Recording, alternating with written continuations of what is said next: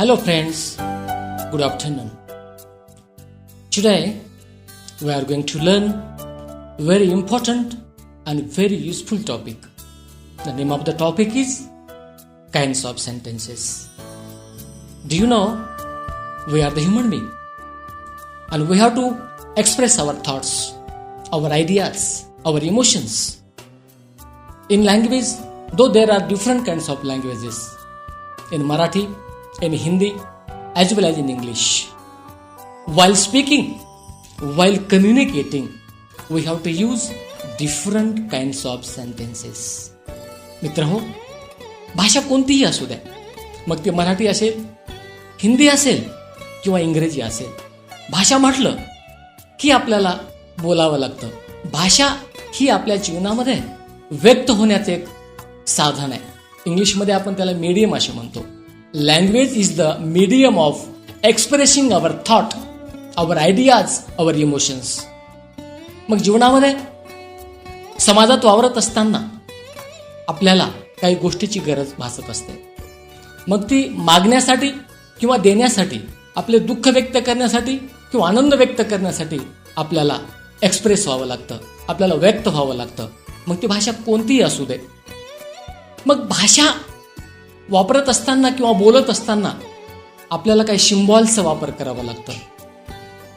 प्रत्येक भाषेचे वेगवेगळे सिम्बॉल्स आहेत. मराठीचे वेगळे, इंग्रजीचे वेगळे, हिंदीमध्ये कदाचित वेगळे.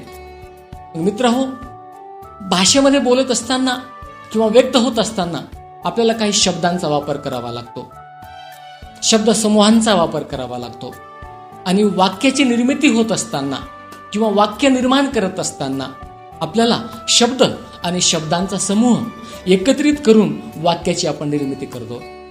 म्हणजेच इंग्रजीमध्ये आपण जर बोलायला गेलो, a sentence means a group of words which makes complete sense. वाक्य म्हणजे शब्दांचा समूह की जे पूर्ण अर्थ व्यक्त होतो, त्याला आपण वाक्य असे म्हणतो. In English there are 4 kinds of main sentences. इंग्रजीमध्ये एकूण महत्वाचे आणि मुख्य 4 वाक्याचे प्रकार पडतात. There are 4 types of sentences. Which are this? मग ते कोणते आहेत मित्र हो? ते आहेत असर्टिव्ह सेंटेन्स, त्याला मराठीमध्ये विधानार्थी वाक्य असे आपण म्हणतो, किंवा त्याला आपण स्टेटमेंट सुद्धा म्हणतो, किंवा त्याला आपण डिक्लेरेटिव्ह असे सुद्धा म्हणतो. दुसरा आहे प्रकार इंटरॅगेटिव्ह सेंटेन्स. इंटरॅगेट म्हणजे काय? प्रश्न. आपण प्रश्न निर्माण करत असतो. तिसरा प्रकार आहे एक्सक्लामेटरी सेंटेन्स आणि चौथा आहे इम्परेटिव्ह सेंटेन्स. मराठी भाषेमध्ये हेच वाक्याचे प्रकार आहेत. म्हणजे विधानार्थी वाक्य, प्रश्नार्थक वाक्य, उद्गारवाचक वाक्य आणि आज्ञार्थी वाक्य. हे 4 प्रकार का बरं पाडले असतील? मित्र हो, आपल्याला एकमेकामध्ये किंवा एकमेकासमोर व्यक्त होत असताना काही भाव, काही भावना समजून घ्याव्या लागतात. आपण एक उदाहरण घेऊया. I am a teacher. I am a teacher म्हणजे मी इथं काय करतोय माहितीये का? डिक्लेअर करतोय, मी स्टेट करतोय, मी असर्टिव्ह करतोय. इथं मी प्रश्न तर विचारत नाही ना, आय एम अ टीचर. किंवा मी असं आनंद व्यक्त तर करत नाही ना, किंवा मी कमांड तर देत नाही ना. मी अगदी साध्या पद्धतीने तुमच्या समोर आय एम अ टीचर मी आज डिक्लेरेशन करतोय, मी डिक्लेअर करतोय. साधं वाक्य, त्याला मी विधान म्हणेल. मी फक्त विधान करतोय. किंवा दुसरा आपण प्रकार बघितला, प्रश्नार्थक वाक्य. प्रश्नार्थक मध्ये प्रश्न विचारतो आणि आपले एक्सप्रेशन सुद्धा बदलतात. मित्र हो, who are you? What is your name? म्हणजे काय? वाक्यामध्ये सुद्धा वेगवेगळे भाव आहेत, वेगवेगळे एक्सप्रेशन्स आहेत. विधानार्थी वाक्यामध्ये मी एक्सप्रेशनचा वापर केला नाही आहे, पण प्रश्नार्थक वाक्यामध्ये मी एक्सप्रेशन तुम्हाला दाखवतोय. आता तुम्हाला दाखवल्याप्रमाणे हू आर यू म्हणजे मी प्रश्न विचारतोय असं तुम्हाला समजायला पाहिजे ना. मी बोलत असताना मला नेमकं काय अपेक्षित हे जर कळालं नाही तर ते वाक्य कसलं? तिसरा प्रकार काय आहे माहितीये का? Exclamation, exclamatory sentence. Exclamatory sentence म्हणजे उद्गारवाचक. उद्गार करतो आपण. जेव्हा आनंद आणि दुःख व्यक्त करावं लागतात तेव्हा उद्गारवाचक वाक्याचा वापर करावा लागतो. तिथं मी प्रश्नार्थक वाक्याचा वापर नाही करत. म्हणजे काय? Wow, what a nice thing it is. म्हणजे मी काय केलं माहितीये का, वेगळ्या पद्धतीने व्यक्त झालोय. म्हणजे मी काय केलं, उद्गार केला, आनंद व्यक्त केलेला आहे. अशा पद्धतीने उद्गार वाचकाचं वेगळ्याच पद्धतीने एक्सप्रेशन होतं, प्रश्नार्थकाचं वेगळ्याच पद्धतीने एक्सप्रेशन होतं आणि विधानार्थीचं तर वेगळ्याच पद्धतीने होतं. अगदी काही एक्सप्रेशन नसतं. त्याच पद्धतीनं इम्परेटिव्ह सेंटेन्स आहे, जो चौथा प्रकार आहे इंग्रजीमध्ये. त्याला आपण इम्परेटिव्ह म्हणतो, त्याला मराठीमध्ये आज्ञार्थी वाक्य म्हणतो. यावरून लक्षात आलं असेल तुम्हाला, आज्ञार्थी वाक्य म्हणजे आज्ञा देतोच ना, किंवा रिक्वेस्ट बी करतोच आपण, बरोबर आहे. ॲज अ टीचर म्हणून मी तुम्हाला आज्ञा काय देणार आहे, काय देऊ शकतो, काय देतो नेहमी, stand up, come in, come here, go, just go. म्हणजे मी तुम्हाला काय केलं माहिती आहे का, कमांड दिली आहे, मी तुम्हाला आज्ञा दिलेली आहे. पण केव्हा केव्हा आज्ञा न देता मी रिक्वेस्ट बी करतो, please come in, please write down. हे अशा वेगवेगळ्या पद्धतीने एक्सप्रेशन करत असताना वाक्याचे वेगवेगळे प्रकार पडतात. म्हणून तर वाक्याचे वेगळे प्रकार पडण्यामागचा उद्देश असा आहे की वेगवेगळ्या एक्सप्रेशनचा वापर करावा लागतो. आणि भाषेमध्ये एक्सप्रेशन चांगल्या पद्धतीने ज्याला जमतं ना, तो अगदी चांगल्या पद्धतीचा वक्ता होतो. आपल्याला माहित आहे, भाषेवर प्रभुत्व मिळवायचं असेल तर वाक्याचे हे 4 प्रकार तुम्हाला चांगल्या पद्धतीने समजून घ्यावं लागणार आहे. प्रत्येक एक्सप्रेशन समजून घ्यावं लागणार आहे. आणि त्या एक्सप्रेशन प्रमाणे जर तुम्ही व्यक्त झालात ना, तर तुम्ही समाजामध्ये एक चांगलं व्यक्तिमत्व तुमचं घडवू शकता. कारण की भाषेवर तर साऱ्या गोष्टी अवलंबून आहे ना, बरोबर आहे. अशा पद्धतीने आपण आता बोलल्याप्रमाणे मी तुम्हाला काय म्हटलं, एकूण वाक्याचे 4 प्रकार आहेत. मराठीमध्ये बी आहेत, हिंदीमध्ये बी आहे, इंग्रजीमध्ये आहे, कोणत्याही भाषेमध्ये. हे 4 महत्वाचे प्रकार जर आपण चांगल्या पद्धतीने समजून घेतलो ना, आपल्याला चांगल्या पद्धतीचे व्यक्तिमत्व आपल्याला तयार करता येतं की आपण होऊ शकतो. मग मी तुम्हाला सांगितल्याप्रमाणे असर्टिव्ह, इंटरॅगेटिव्ह, एक्सक्लामेटरी आणि इम्परेटिव्ह हे महत्वाचे 4 प्रकार आहेत. मग आपण आता ब्रीफमध्ये let us discuss about each in details. आपण आता डिटेलमध्ये ह्या सर्व वाक्यांचं अभ्यास करणार आहोत. पहिलं कोणता प्रकार आहे मित्र, my student? What is the first kinds of sentence? Assertive sentence, विधानार्थी वाक्य. ढोबळमानाने अगदी साध्या गोष्टी समोर ठेवून आपण ह्या गोष्टी शिकायच्यात. अवघडामध्ये जायचं नाही. जेवढा आपण स्ट्रेस घेऊ, जेवढा आपण अवघड समजू, ती गोष्ट आपल्याला आत्मसात होत नाही. आणि एक गोष्ट तुम्हाला सांगतो, इंग्रजीची भीती बाळगायची नाही आहे. जसं मराठीमध्ये तुम्ही बोलतात ना, तसं इंग्रजीमध्ये सुद्धा आपण बोलू शकतो. का बोलू शकतो? कारण आहे त्याचं. मित्रहो, सकाळी उठल्यापासनं संध्याकाळी झोपेपर्यंत 90% इंग्रजीचे शब्द वापरतो आपण. 90%. मराठीचे कमी वापरतो. कोणते शब्द आहेत ते? सकाळी उठल्या उठल्या glass, milk, text book, notebook, good morning, pen, bag, bank, mobile, computer. हे कोणते शब्द आहेत? मराठीत आहेत? नाही. हे सारे शब्द इंग्रजीमध्ये आहेत. इंग्रजीमधले शब्द आहेत. सकाळी उठल्यापासून तर संध्याकाळपर्यंत मी तर म्हणेल 90% इंग्रजीचे शब्द वापरतो आणि बोलतो मराठी. मराठी आपली भाषा बोललंच पाहिजे. पण ॲज ए एज्युकेशन म्हणून शिक्षण घेत असताना आपल्याला इंग्रजी शिकावी लागेल. मित्र हो, 1ली पासून तर 12वी पर्यंत इंग्रजी हे कंपल्शन असणारा सब्जेक्ट आहे. मग इंग्रजी बोलता आली पाहिजे ना. बोलता येईल, पण भीती कमी करा. इंग्रजी हा विषय खूप अवघड आहे, डोक्यातून काढून टाका. खूप सोपा विषय आहे. मग त्यासाठी सर्वात महत्वाचा आहे वाक्याचा अभ्यास. Kinds of sentence, kinds of sentence हे आपल्याला शिकायचं आहे. मग आपण आता अगदी ब्रीफमध्ये, डिटेलमध्ये आपण हे सर्व वाक्याचे प्रकार शिकणार आहोत. पहिला प्रकार आहे असर्टिव्ह सेंटेन्स. त्याला आपण स्टेटमेंट असे सुद्धा म्हणतो. मराठीमध्ये त्याला विधानार्थी वाक्य असे म्हणतो. याची व्याख्या काय होईल मित्र? अगदी साध्या पद्धतीने व्याख्या, sentence which make assertion. A sentence which make assertion is called assertive sentence. किंवा a state, a declare is called declarative sentence किंवा assertive sentence. मराठीमध्ये याची व्याख्या आपण करू शकतो मित्र हो. वाक्य जी विधाने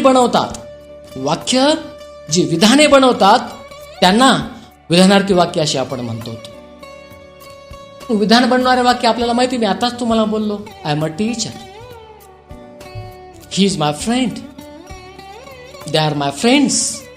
अगदी साधे साधे वाक्य आपण बोलत असताना वापरत असतो. मग यामध्ये महत्वाचं काय तुम्हाला मला एक सांगायचं आहे. अशा वाक्याची सुरुवात ही कर्त्याने होते, ढोबळमानाने म्हणतो मी, कर्त्याने होते. आणि या वाक्याचं शेवट हे फुल स्टॉप न होतं. साधी गोष्ट आहे. काय म्हटलं मी? विधानार्थी वाक्याची म्हणजेच असरेटिव्ह सेंटेन्सची सुरुवात ही सब्जेक्टने होते आणि एंड होतं ते फुल स्टॉपनं. असे आपण आता वेगवेगळे उदाहरणं बघितलेले आहेत. कळालं मित्र हो? असरेटिव्ह सेंटेन्स. दुसरा प्रकार आपला काय आहे? इंटरॅगेटिव्ह सेंटेन्स. कोणता प्रकार आहे दुसरा? इंटरॅगेटिव्ह. इंटरॅगेटिव्ह म्हणजे काय? इंटरॅगेट आपल्याला माहिती आहे ना, आपण वेगवेगळ्या मालिका बघतो बघा, त्याच्यामध्ये इंटरॅगेट होत असते. म्हणजे काय? प्रश्न, क्वेश्चन्स. इंटरॅगेटिव्ह सेंटेन्स म्हणजे प्रश्नार्थक वाक्य. The sentence which include questions. काय म्हटलं मी? लक्षपूर्वक आहे का? Please listen me very carefully. The sentence which includes questions is called interrogative sentences. किंवा the sentence which ask question. लक्षात घ्या, a sentence which ask question is also called interrogative sentence. जे वाक्य प्रश्न विचारतात किंवा ज्या वाक्यामध्ये प्रश्न विचारला जातो अशा वाक्यांना आपण इंटरॅगेटिव्ह सेंटेन्स असे म्हणतो. मग मी आता तुम्हाला म्हटलं तशा पद्धतीचे आपण एक्सप्रेशन सुद्धा दाखवतो. तुझं नाव काय आहे? कुठे चाललास तू? तुझं नाव काय आहे? यामध्ये मी काय म्हटलं माहितीये का? माझं एक्सप्रेशन आहे. म्हणजे त्याला प्रश्न विचारतो असं लक्षात येतं आणि त्याला त्याचं उत्तर काय द्यायचं हे लक्षात येतं. अशा पद्धतीचे एक्सप्रेशन प्रश्नार्थक वाक्यामध्ये येतात. मित्र हो, इंटरॅगेटिव्ह सेंटेन्सचे 2 प्रकार पडतात. किती प्रकार पडतात? There are 2 kinds of interrogative sentences. कोणते आहेत बघू? सांगता येईल का तुम्हाला? आपण शिकलो अगदी 5वी पासनं तर 10वी पर्यंत आपण ते शिकत आलेलो आहोत. There are 2 kinds of interrogative. Yes no types question, त्याला आपण व्हर्बल क्वेश्चन्स असे सुद्धा म्हणतो मित्र हो. आणि दुसरा प्रकार कोणता आहे? WH question. आणि आतापर्यंत वेगवेगळ्या एक्झाम दिल्यात आपण, त्याच्यामध्ये अनेक WH क्वेश्चन्स विचारल्या गेलेले आहेत. So many different kinds of WH questions are asked and we know the first types of interrogative sentence is verbal question किंवा yes no types questions. yes no types questions असं का म्हटलं असेल बरं? असे प्रश्न विचारल्यानंतर आपल्याला उत्तरामध्ये फक्त यस किंवा नो असंच उत्तर येतं, म्हणून त्याला येस नो टाइप्स क्वेश्चन असे म्हणतात. बरोबर आहे? तुझं नाव गोपाल आहे का? उत्तर काय येणार आहे? हा. तुझं नाव सोपान आहे का? हो. आपण उत्तर देणार आहे माझं नाव सोपान आहे. पुन्हा उत्तर द्यायची गरज आहे का? My name is Sopan, my name is Gopal. मी प्रश्न काय विचारलाय? Is your name is Gopal? Are you Gopal? Are you Sopan? Yes yes. उत्तर फक्त काय माहितीये का? हो. म्हणून याला येस नो टाइप्स क्वेश्चन असे म्हणतात. कळालं? अगदी सोपी सोपी गोष्ट तुमच्या समोर मी मांडतोय. आणि ह्या गोष्टी जर लक्षात आल्या ना तर आपल्याला वाक्याचे प्रकार समजतात. वाक्याचे प्रकार मित्र समजले ना, इंग्रजीचा खूप महत्वाचा भाग किंवा कोणत्याही भाषेचा, इंग्रजीच म्हणून म्हणत नाही मी, कोणत्याही भाषेचा बराचसा भाग आपल्याला लक्षात येतो आणि समजतो. आता आपण काय बोललो होतो? Verbal question.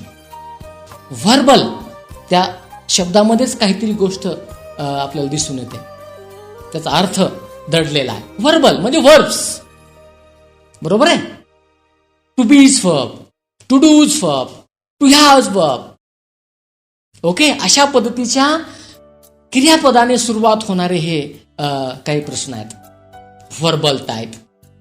याचं स्ट्रक्चर मी तुम्हाला सांगतो की अशा प्रश्नाचं स्ट्रक्चर कसा तयार करता, स्ट्रक्चर माहीत असणं गरजेचं आहे. कोणत्याही ग्रामरचा भाग शिकत असताना while learning such kinds of grammatical topic we have to understand structure. आपण जर स्ट्रक्चर वाईज गेलो ना मित्र तर ती गोष्ट सोपी जाते. आपण जर नियमाच्या आहारी जर गेलो ना, नियम महत्वाचे असतात पण नियमासोबत स्ट्रक्चर महत्वाचे असतात. स्ट्रक्चर कळालं, स्ट्रक्चर मध्ये शब्द टाकत गेलो की ते जे वाक्य आहेत आपल्याला बनवता येतात. मग याचं स्ट्रक्चर मी तुम्हाला सांगतोय. Verbal question, structure of the verbal question. Helping verb plus subject plus main verb, remaining some words आणि क्वेश्चन मार्क. बघा सर्वात महत्वाचं काय आहे, verbal types of question is started with helping verb.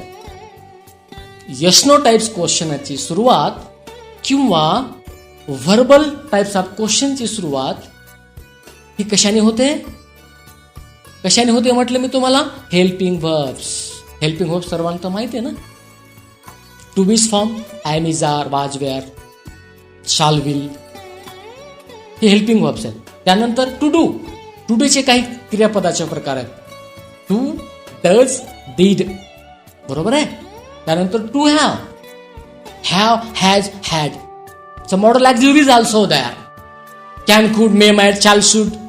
अशा वेगवेगळ्या क्रियापदापासून सुरुवात होणाऱ्या आणि शेवटी क्वेश्चन मार्क येणाऱ्या वाक्याला व्हर्बल टाइप्स ऑफ क्वेश्चन असे म्हणतो. हे स्ट्रक्चर आहे. आणि ते शब्द टाकत गेलो की ते प्रश्न तयार होतं. सोपं आहे ना. सुरुवात कशाने होणार आहे, काय म्हटलं मी, याची सुरुवात कशाने होते, व्हर्बल किंवा हेल्पिंग व्हर्बने. घेऊन टाका एक हेल्पिंग व्हर्ब, कोणतंही घ्या. हो तुम्ही घेतलं इज, ओके नो प्रॉब्लेम. घेतलं इज, इज तुम्ही त्या स्ट्रक्चरमध्ये टाकलं इज. दुसरं आपल्याला काय घ्यायचंय, करता घ्यायचंय, बरोबर आहे. त्याच्यानंतर मेन व्हर्ब घ्यायचंय. त्याच्यानंतर काय घ्यायचंय, तो जो शब्द महत्वाचा आहे तो घ्यायचा आहे. आणि शेवटी आपल्याला काय घ्यायचंय, क्वेश्चन मार्क. समजा तुम्ही डू हा शब्द घेतला, हेल्पिंग व्हर्ब डू, ओके. किंवा आपण साधं असे काही वाक्य घेऊया. आपण घेऊया आर. आर हा शब्द सुरुवातीला घेतला, आर हा हेल्पिंग व्हर्ब आपण सुरुवातीला घेतला, बरोबर आहे. मग मी काय केलं माहितीये का, आर हे शब्द त्या स्ट्रक्चर मध्ये टाकलं. आर नंतर काय घ्यायचं बेटा, सब्जेक्ट घ्यायचा आहे. आर यू, यू हे सब्जेक्ट आहे, ते प्रोनाऊन आहे. मला माहित आहे, तुम्हालाही माहित आहे ते प्रोनाऊन आहे. पण ते सब्जेक्ट म्हणून इथं त्याचं काय फंक्शन आहे, ते कार्य करतं. आर यू नंतर काय घ्यायचं बेटा, स्ट्रक्चर मध्ये मेन व्हर्ब घ्यायचा आहे. Main verb, are you going to school today. Are you going, going हे मेन व्हर्ब आहे. Are you going to school today, question mark. काय केलं आपण, शब्द वेगवेगळे एका स्ट्रक्चर मध्ये मांडणी केली आणि वाक्य तयार झालं की. मग सुरुवातीला काय सांगितलं मी, at first what I have told you, शब्दाच्या समूहाला की जे शब्द समूह वाक्याचा अर्थ पूर्ण करतं त्याला आपण वाक्य म्हटलेलं आहे. मग आपण केलं की काय केलं, वेगवेगळे शब्द एकत्रित त्याची मांडणी केली आणि अर्थपूर्ण वाक्य तयार झालं की. कसं तयार झालं, are you going to school today. Are हे वेगळा शब्द आहे, यू हे वेगळा शब्द आहे, सब्जेक्ट म्हणून ते कार्य करतं. गोइंग हे शब्द घेतला आपण, ते क्रियापद आहे. आणि बाकीचे वेगवेगळे शब्द आणि शेवटी सिम्बॉल, त्याला आपण काय केलं माहिती, क्वेश्चन मार्क दिला. म्हणजेच काय तयार झालं, अर्थपूर्ण वाक्य तयार झालं. कसं वाक्य तयार झालं, are you going to school today. याचा अर्थ मराठीत काय होतो, आज तू शाळेत जातोयस का. त्याला कळालं ना तुम्हाला काय म्हणायचं ते, आणि त्याला उत्तर देता येतं, हो मी शाळेत जातोय. हे काय बॅग आहे ना, माझ्यासोबत बॅग आहे. त्याला उत्तर देता येतं. म्हणजे तुम्ही व्यक्त होत असताना अगदी एक्सप्रेशन जर तुम्ही एखादी गोष्ट करत असाल, तसं वाक्य मांडत असाल तर त्याला ते कळेल कोणतं वाक्य तुम्ही फेकलात आणि त्याचं उत्तर काय द्यायचं. साहजिकच आहे, याला तर भाषा म्हणतात. हीच भाषा, मग ती कोणती असू द्या, ही समजते, कळते, रुजते आणि आपल्याला जमते सुद्धा. कळालं बेटा? दुसरं एक वाक्य घेऊ आपण आणखी समजण्यासाठी. Does she want to good slap? Does she want to a good slap? याच्यामध्ये डज काय आहे? स्ट्रक्चर प्रमाणे हेल्पिंग व्हर्ब आलं, टू डूचा फॉर्म आहे, लक्षात घ्या, टू डूचा फॉर्म आहे. शी हे काय आलं बेटा? इथं सब्जेक्ट आलं. ते प्रोनाऊन आहे, मला माहिती आहे. तुम्हाला प्रश्न पडला की सर हे शी कुठं सब्जेक्ट आहे? प्रोनाऊन आहे. आणखीन तुम्हाला मला क्लिअर करायचं आहे. सब्जेक्ट म्हणजे काय हो? एक गोष्ट क्लिअर करून टाकतो. सब्जेक्ट म्हणजे काय हे माहीत होणं गरजेचं आहे. सब्जेक्ट म्हणजे नावाच्या किंवा प्रोनाऊनच्या स्वरूपात येणारा जे काही शब्द असतात ते सब्जेक्ट असतात. मग तुम्ही म्हणसाल की सर ते ओळखायचं कसं? वाक्यामध्ये कसं ओळखायचं? क्रियापदाच्या अगोदर येणारे नाऊन किंवा प्रोनाऊन त्याला सब्जेक्ट म्हणून टाका. सोप्या पद्धतीने. ग्रॅमॅटिकली जर आपण बघितलं तर त्याचा अर्थ वेगळा आहे, वेगळ्या पद्धतीने ते मांडता येतं. पण वाक्यामध्ये क्रियापदा अगोदर येणारे नाऊन आणि सर्वनाम प्रोनाऊन याला आपण सब्जेक्ट म्हणतो. आणि जो ऍक्शन करतो, बरोबर आहे, जो डुअर आहे, जो ऍक्शन करतो त्याला आपण कर्ता म्हणतो. ते आपण चेंज द व्हॉइस मध्ये डिटेलमध्ये बघणार आहोत. पण एक तुम्हाला पडलेल्या प्रश्नाचं उत्तर मी तुमच्या समोर मांडण्याचा प्रयत्न केला.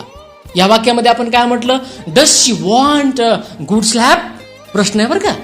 माझे एक्सप्रेशन बी तसेच आहेत. हेच आपण वेगळ्या पद्धतीने मांडलं तर does she want good slap कसं कळेल? हे प्रश्न आहे म्हणून ते साधं वाक्य होईल ना, आणि त्याला पुढच्या व्यक्तीला कळणार नाही. म्हणून अशाच एक्सप्रेशनमध्ये जर तुम्ही बोलण्याचा प्रयत्न केला तर खरी भाषा सुंदर भाषा होते. मी म्हणेल ऑर्नॅमेंटल. तुम्ही कसं बोलतात यावर भाषेचं एक सुंदरता महत्वाची बेटा.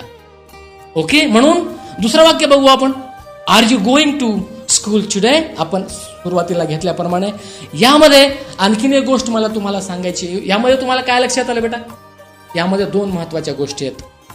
व्हर्बल टाइप्स क्वेश्चनची सुरुवात कशाने होते सांगा पाहू? याची सुरुवात होते, यस यू आर राईट, याची सुरुवात कशाने होते? कशाने होते? यस, तू सांग बेटा. यस, याची सुरुवात होते हेल्पिंग व्हर्बने. हेल्पिंग व्हर्ब्स तुम्हाला सांगितलेत आणि सर्व हेल्पिंग व्हर्ब्स आपण व्हर्ब मध्ये शिकणार आहोत. पण इथे टू डूचे काही फॉर्म आहेत, टू बीचे काही फॉर्म आहेत, टू हॅवचे आहेत आणि मॉड्यूल ऑक्झिलरी आहेत. ओके, अशा हेल्पिंग क्रियापदाने सुरुवात होते आणि शेवटी काय येतं माहितीये का? हे सर्वात महत्वाचं आहे. प्रश्नार्थक वाक्यामध्ये शेवटी काय येतं? क्वेश्चन मार्क येतं. हे विसरता कामा नाही, हे सर्वात महत्वाचं आहे. मराठीमध्ये आपण बोलू शकतो बेटा, ज्या प्रश्नार्थक वाक्याची सुरुवात हेल्पिंग व्हर्बने होते आणि शेवटी क्वेश्चन मार्क येतं त्याला आपण व्हर्बल टाइप्स क्वेश्चन म्हणतो किंवा येस नो टाइप्स क्वेश्चन म्हणतो. कळालं बेटा? समजलं बेटा? You are right. आता आपला दुसरा प्रकार आपण बघणार आहोत. कोणता प्रकार आहे तो? Ya, you are right, very good. WH types question. आता या शब्दामध्येच आपला अर्थच अगदी दडलेला आहे. WH types question. Ya you are right. Yes yes, तो म्हणतोय. यस राईट बेटा. WH types question. WH type म्हणजे काय? शब्द आपल्याला माहिती आहेत. What, who, where, when, how many, how much, हेच शब्द. यस, तू अगदी अगदी सांगत होता. यस यू आर राईट बेटा. म्हणजे तुम्हाला हे माहित आहे. म्हणजे असे प्रश्न किंवा अशा वाक्य ज्याची सुरुवात डब्ल्यूएच वर्डने होते आणि शेवटी क्वेश्चन मार्क येतं त्याला आपण डब्ल्यूएस टाइप्स क्वेश्चन असे म्हणतो.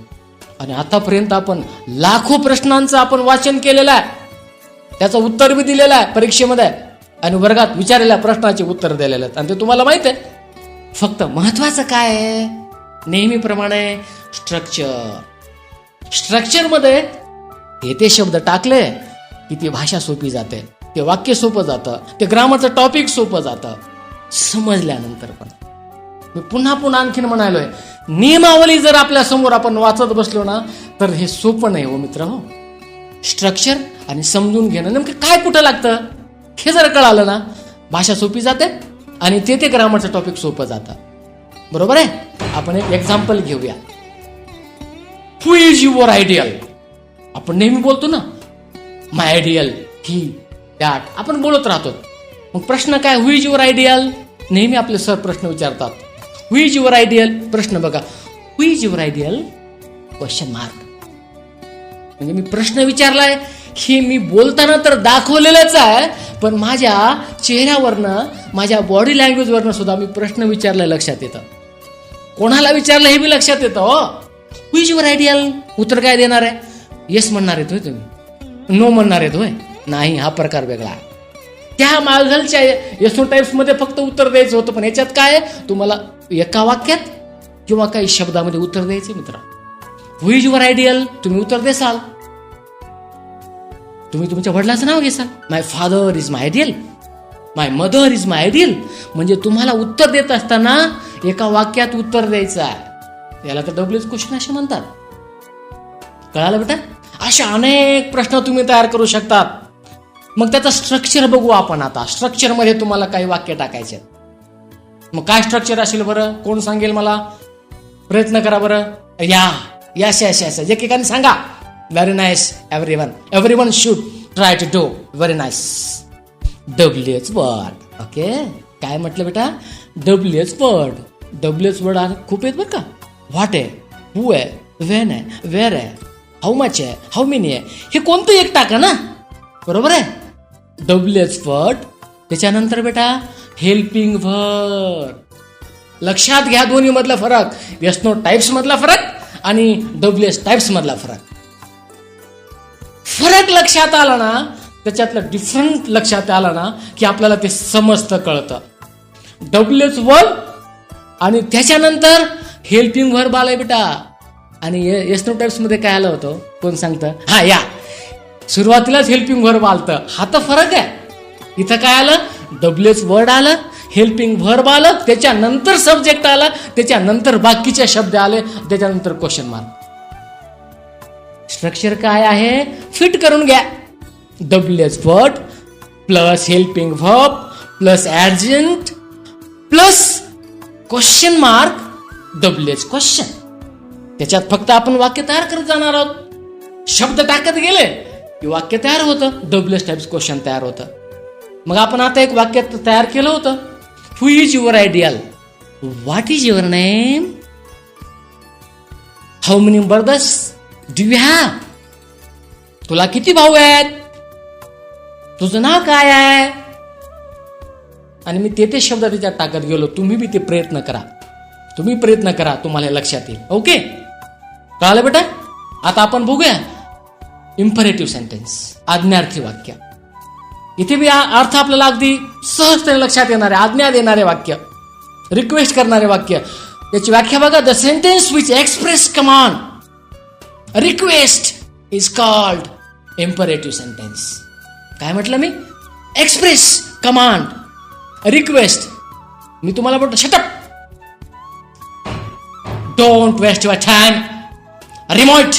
म्हणजे काय? अशा वाक्याची सुरुवात कशाने केली मी? डायरेक्ट मुख्य क्रियापदाने केली. ओके, आणि शेवटी फुल स्टॉप दिलं. म्हणजे बघा बदल काय आहे. अशा वाक्याची सुरुवात मुख्य क्रियापदाने होते आणि शेवटी फुल स्टॉप येतं. अशा वाक्याला आपण आज्ञार्थी वाक्य म्हणून टाकू. सोप्या गोष्टी समोर आहेत, नियम आपणच तयार करायचे. मी वाक्य आता म्हटलं तुम्हाला, go, come in, please go. मी कमांड बी आणि रिक्वेस्ट दोन्ही वाक्याचा इथं वापर केलेला. म्हणजे याचं स्ट्रक्चर काय होईल मित्र? काय होईल structure? Yes, you can do that. तुम्ही करू शकता. Main verb, okay, and remaining words, full stop. He it is very important. Okay, पूर्ण विराम. शेवटचा आपण प्रकार बघणार आहोत, एक्सक्लामेटरी सेंटेन्स. त्याला उद्गार वाचक वाक्य असे म्हणतात. त्याची व्याख्या बघा.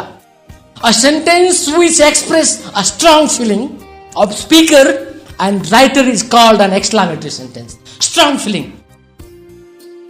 म्हणजे स्ट्रॉंग फिलिंग आपण केव्हा व्यक्त करतो माहितीये का तुम्हाला? आनंद झाल्यावर, वो मला 98% मार्क्स पडले, वा वा वा वा वा, व्हेरी नाईस, व्हेरी नाईस. आणि जेव्हा दुःख होतं ना, तेव्हा आपण हे एक्सप्रेशन दाखवतो, हो, अरे रे रे रे रे रे, खूप वाईट झालं. बघा, एक्सप्रेशन आहेत आणि ते त्याचे प्रकार दाखवतात आपल्याला. मग काय वाक्य आहे? A sentence which express a strong feeling of speaker and writer too is called exclamatory sentence. Okay, याचे आपण वाक्य बघूया. हाऊ ब्युटिफुल, हाऊ ब्युटिफुल, किती सुंदर आहे. How brave you are. What a surprise. How intelligent. किती बुद्धिमान आहात तुम्ही. काय आश्चर्य आहे. बघा याच्यामध्ये सुरुवात कशी केली. व्हॉटने किंवा हाऊने सुरुवात होणाऱ्या आणि शेवटी उद्गारवाचक चिन्ह येणाऱ्या, सिम्बॉल येणाऱ्या वाक्याला आपण एक्सक्लामेटरी सेंटेन्स असे म्हणतो. Strong feeling. त्याच्यामध्ये दुःख आणि आनंद जेव्हा व्यक्त करायचं ना बेटा, तेव्हा आपल्याला या वाक्याचा आपल्याला काय करावं लागतं माहितीये का. काय करावं लागतं. वापर करावा लागतो. अशा पद्धतीने I hope you all of you have understood me very well, and you all satisfied after listening to me. Thank you very much.